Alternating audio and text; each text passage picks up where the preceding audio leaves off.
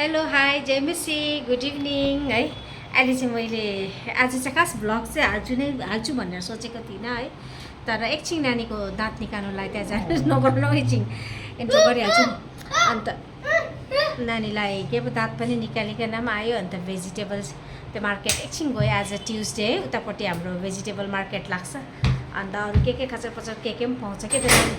अन्त नानीले टोइज भन्यो है। अन्त टोइज किन्नु जाँदाखेरि चाहिँ त्यहाँनिर चाहिँ यो के पो प्लास्टिकको साँप बेचिरहेको रहेछ कि। अन्तखेरि त्यो देख्ने बित्तिकै दिमागमा चाहिँ एकदम सैतानी दिमाग आइहाल्यो कि अब प्राङ्क गर्छु भनेर। र कसलाई भन्दा बुढोसँगै थियो, अब घरमा रह्यो हाम्रो बहिनी नन्द होइन, उसलाई नै गर्छु भनेर चाहिँ मैले सोचेँ है।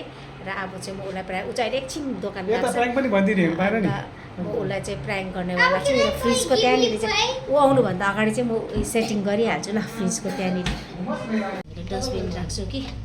अन्त यहाँ डस्टबिनको त्यहाँनिर चाहिँ नि अब कस्तो मैलाहरूमा चाहिँ आयो भन्ने हुन्छ नि त है।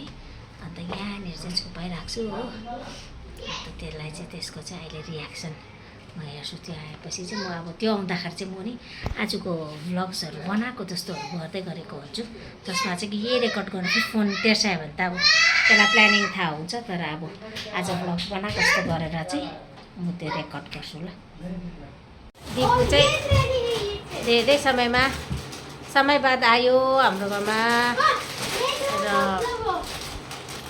गरम चढिसकेको छ। फ्यान यसरी चलिरहेको छ, एकदमै गर्मी छ। र अहिले चाहिँ हामी मार्केट गएर पनि आयो।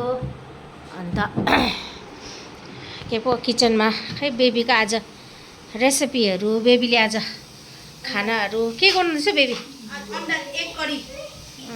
एक करी दाल भात सिम्पल आज सिम्पल बनाउँछ अरे एक करी। आज चाहिँ मैले भ्लग अब अन्त त्यही छ। अनि